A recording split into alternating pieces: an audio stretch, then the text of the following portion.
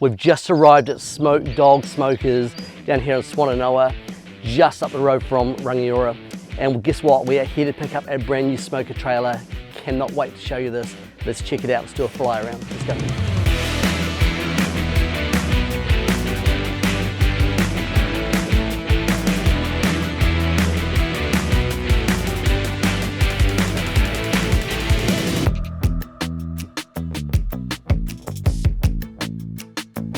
This barbecue trailer has got 6 barbecues on it. We're going to take you through them one at a time. So let's start with this beautiful reverse flow smoker. Check this out, 2 doors in here, and we're going to take a look inside. Open that up. We've got 2 trays in each one. Each one will open and shut nice and easily. Lots and lots of food on it. This massive tray through here means we can put a lot of meat on. And then as simple as that, let's pop that down through there.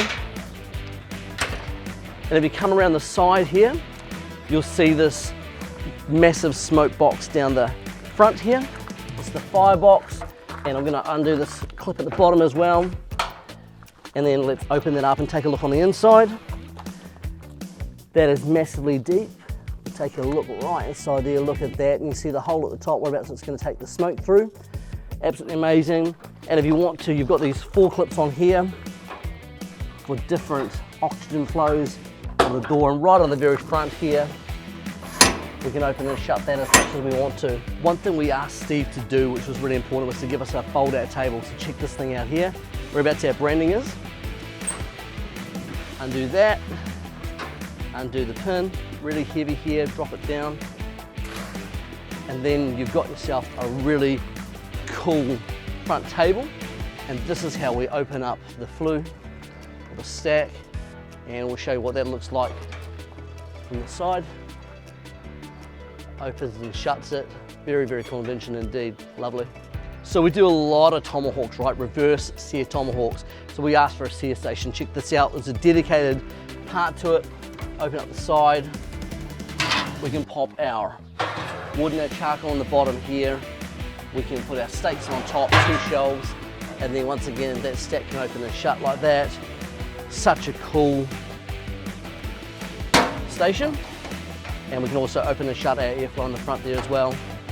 Cheers, Smokedogg, what a great job. Also really important to us is how we actually do things like smash burgers and maybe bacon, eggs, hash browns, that sort of stuff. So check this out, we've got this massive hot plate. This is 1.5 meters by 750 thick, and what we can do is we can open up the front of this now, because in here we've got 2 gas burners, which has got 4 gas parts per piece, and then over here we've got this really cool bench space that we need, and we're just going to open that up for you now. This is a storage cabinet for things like all of our tools, and then underneath the bench space, heaps of space there, and we can just clip that back down, and that just makes us a really, really cool station. Really, really awesome. Whereabouts we can do smashies and anything with a hot plate, and also massive amount of bench space. I mean, this thing, it's got it all. It's great. So as we said, there are 6 barbecues on this. We've told you about 3. Let's tell you about the other 3. We've got 2 kettles which can come directly off the barbecue for things like chicken wings, pork bellies, anything that we want to do hot and fast. We just want to make sure that those are on board. And then if we walk ourselves around to the front, you'll be able to see that we've got ourselves another barbecue on the front there, the Weber 67 centimeter, as we come right the way around here.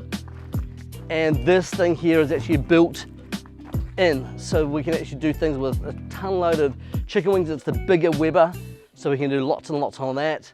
So there we go, 6 barbecues. We've got ourselves the offset reverse flow smoker, the sear station. For the tomahawks, we've got ourselves the smash plate. We've got 2 kettles at the back, and then 1 right here at the front.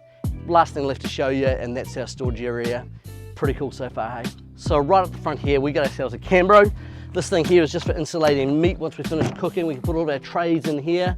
And this is just built in because, you know, we don't want to have to think about what do we want on this thing. We just want to be able to pick it up, take it and go, which means we've got this here. This is really important. This is our wood box. So right now we've just got a few tools in here. And this thing here, we're gonna be able to pull this out for doing things like mac and cheese and your potatoes. We're in the middle of a field or up a farm somewhere. We can literally go anywhere with this. It's pretty cool. And then yeah, that's it. We got the mono pitch roof up the top here, of course, as well, meaning that we're going to be able to tow it. Right in the front here, we've got ourselves our hydraulic brakes, which is pretty straightforward. And yeah, just about getting ready to hook it up and go. Here we are with Steve Broad from Smokedogg Smokers, and I just thought we'd just give him an interview. So Steve, just introduce yourself, mate. Yeah, my name's Steve. Started Smokedogg Smokers in 2017. Built myself a offset smoker, and then it sort of snowballed from there. Friends wanted one, and people kept coming to us and asking for different things, and yeah, this is where we are now. And you don't just build smokers, right? You do pizza ovens, outdoor fires, asado style grills, all the stuff. You even wrote big rotisseries. Yeah, yep. So it started off just offsets, and then it went into drum style cookers. Argentinian stuff started coming through, and then now we've got a whole range of stuff from outdoor fires through to full custom rotisseries and all sorts. So good, man. And then you were telling me that the first smoker you built was what, 2017? Is it? Yep, 2017. I got into smoking myself, and then realised quickly that you couldn't buy anything that I wanted locally. So I thought I'd make it, and then I made a few more and for friends, and then it literally snowballed from there. And then fast forward to COVID, and then everybody locked down and decided that they needed to actually get a smoker built, and then you basically just started getting phone calls and emails and text messages, eh? Yeah. Through COVID, my phone started going crazy, and I think a lot of people had a lot of time to think about things that they wanted, and that sort of snowballed from there. And that's so cool. Now tell me about the process when a customer comes to you, because you can just do anything from what I've seen anyway. I know that when we first approached you, we came impromptu on a Sunday afternoon and said to Steve, hey, we're thinking about doing this thing. We just had no idea what it might cost us. He said give us a list of the things that are must-haves and things that are nice-to-haves. And then he sent us through a drawing of what it was, and it was literally, we thought it was going to be a CAD drawing, but it was a 2D piece of paper, which obviously in his mind he's seen it in 3D. Anyway, we agreed on the price, and then the next thing you know, I get a photo, well, text actually from him saying, check this out, this is your trailer, it's just arrived. And we got this photo, and it was literally just of metal on a forklift, and I had to look at it for 2 or 3 minutes to figure out what was going on. And then bit by bit, they just sent us these photos as they came along, till eventually we've got what you see here today, which is absolutely sensational. But what's your normal process, man, when somebody comes to you and they say, we want to get a smoker or we want to get something done, what do you do? What's your process? Well, usually the first question is how many people do you want to feed? And then, yeah, like you said, if it's a trailer set up like this, what are your must-haves that you feel suit your business? And then we go through what you'd like to have, talk about budget, obviously, and then sort of work towards something from there, and then get something on paper so you can actually see roughly what it is you're looking at, a bit of a layout and all that sort of stuff, and then start building from there, start ordering some material. That's so good. The budget's a really important question, because I remember when you came, you gave us a realistic picture. You said, well, here goes a pit I did for somebody else that was fully kitted out. He showed us the photo, and he said it's going to cost X amount of dollars, and we thought, okay, cool, now we know whether we're in the right ballpark. You know, if it was, I know that you build everything from a couple of grand through to something worth probably 100 and something thousand, right? Pretty much, yeah. So the smaller stuff, obviously backyard use, offsets and that sort of thing, is on the lower end, and then right through to custom stuff like this. So the only limit really is your imagination and your budget, I guess. Which is so cool, because I know that when we bought, for instance, our small offset smoker we've got at home, that alone is now worth a couple of grand, you know. So I mean, why do something which is like that necessarily when you can get something custom built like this? I mean, I've got to tell you, if you've got a specific project, Steve, you're the man. Yes.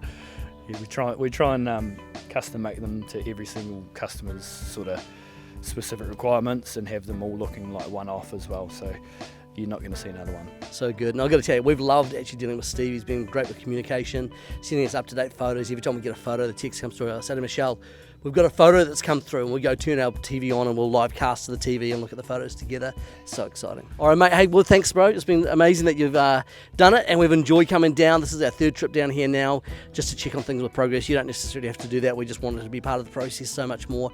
And go hard, Smokedogg Smokers. I can't wait to see what the future holds. Cheers, everybody. Thanks for joining us. So that's it. That's our brand new smoker trailer.